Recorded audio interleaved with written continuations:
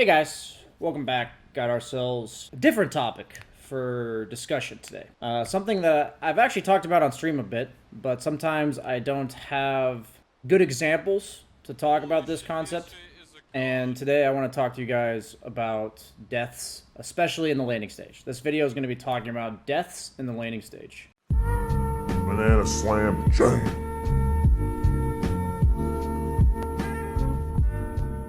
So a lot of it, when it comes down to deaths on the map and deaths in the laning stage, the way that you can gauge how good or bad a death was is basically what's the game state before you died and what's the game state after. So it's like in the mid game, if you're like your team's controlling the map, the opponent's scared in their base, you die, the opponent pushes 2 lanes and takes Roche, that's like the definition of one of the worst deaths you could possibly have in terms of how bad that death was.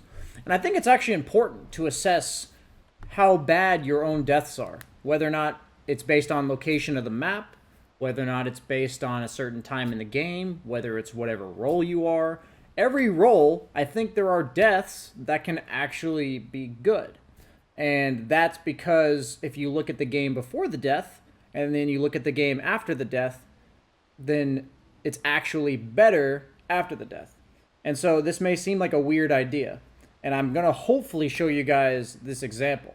This is an example where I am employing a mindset that I'm trying to adapt for myself. I think my biggest form of tilt right now, and in general, is that I envision a way the game should be played, and I envision that no matter what happens in the game, I want to play the game that way. So it's an example where as a carry player, we all think we should win our lane. We should have good farm, rather than adjusting to what's in front of us. And for me, that's the source of tilt. You think, I should be winning this lane. I should be getting all this CS. I shouldn't be dying here. And that's when you get upset.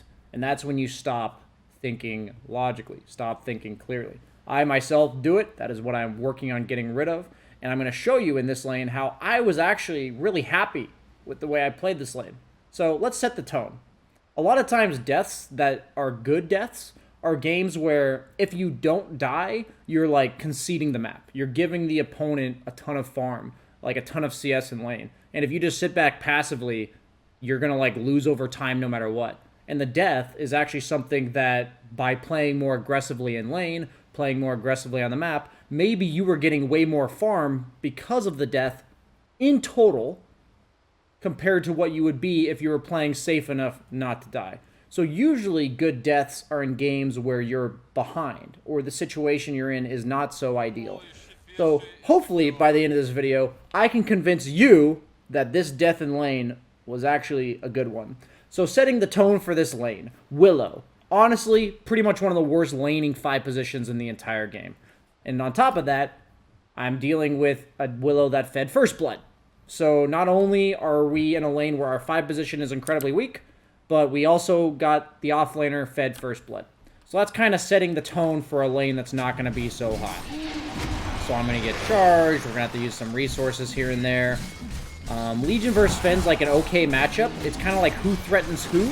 It's like, if I have a support that could threaten the Legion like Lich, then I usually win the lane. But when Legion's allowed to do this and Spearbreaker threatens me, notice how the Legion's favored in lane. So just look at the lane. I've already had to blow us out. I'm already running low on regen. And here's where you seal the deal for myself here. I fly myself a bracer, and I'm thinking to myself, okay, in the near future, I'm going to need more regen. I end up branching and tangoing so that I can prolong that period, but I'm going to need more regen. And Spearbreaker snipes my courier. G-man. GG, man. GG. I didn't think he was going to be able to get to it, honestly, but he got it. So look at my situation in the lane right now. And I want you guys to ask yourselves, you see yourself in this situation. And you see yourself with this. There's no way out of this situation. I'm in a shitty situation.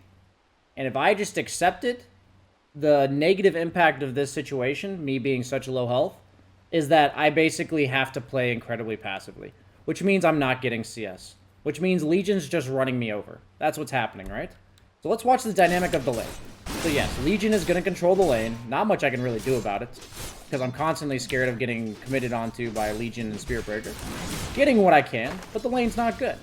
So let's see the death, right?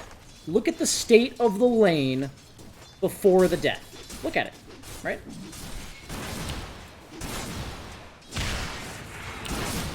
Who's controlling the lane, me or Legion? That's what you gotta ask yourself. Who's getting more farm, me or Legion? I think it's pretty obvious. Both of those answers are Legion. So in this case, I see an opportunity to commit for a kill. See, now this is an example where a lot of carry players would have this amount of HP, and they would say, I guess I'm supposed to just keep playing passively and play for CS. That's what I'm supposed to keep doing, right? That's what they would see. However, in this case, I know, based on what I'm like instinctually thinking in the game, that I should try to be aggressive whenever I can. If I can force an engagement, I should.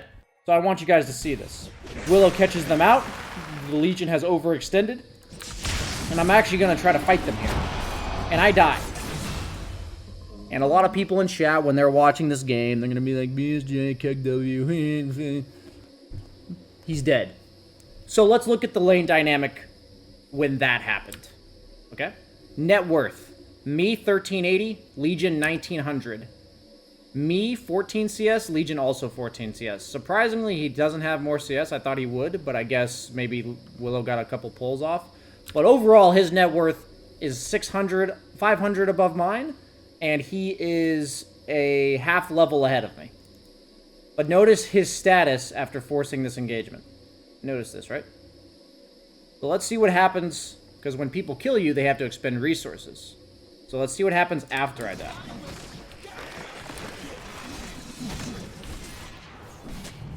Three out of 3 CS. 2 range creep denies. 4 out of 4 CS. 5 out of 5. I only missed one because I'm bad. 6 out of 6.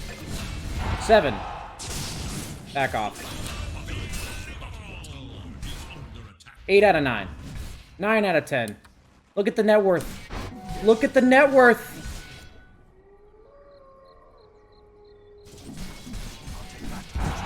Look at the levels. He was level 4 when I was level 3. I'm level 5 and he's still level 4.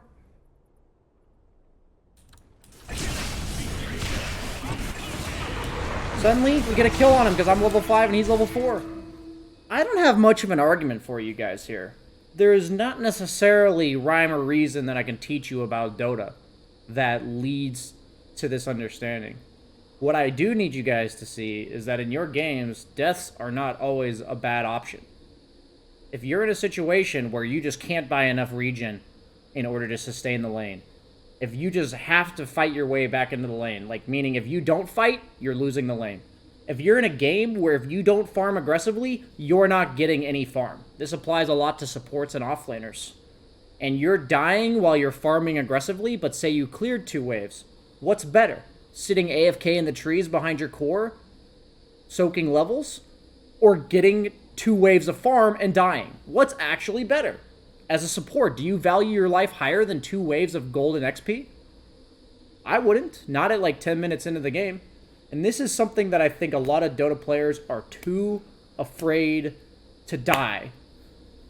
And I'm actually so happy with my death in this lane. I, in the past, would have played hyper passively and said, if I go up to that Legion, I'm going to die. But I recognize that I'm not trying to force an engagement. But if I see an opportunity, I'm not just going to sit back and let this shitty situation happen to me. And the only way that you can start to assess your deaths is to go into them with the open mind of, maybe if I die here, it's actually not that bad. And then simply looking at the game before the death and looking at the game after the death. And I think for you, you can actually learn to assess your own deaths and maybe look to play more aggressively.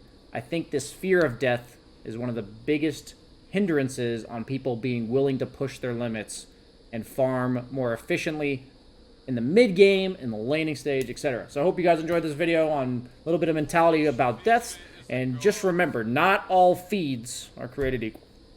Okay. If you liked this video, please like, comment, subscribe to the YouTube channel, all that shenanigans, because at the end of the day, YouTube does care about that. You may not care about it, I may not care about it, but the YouTube algorithm does. So please do.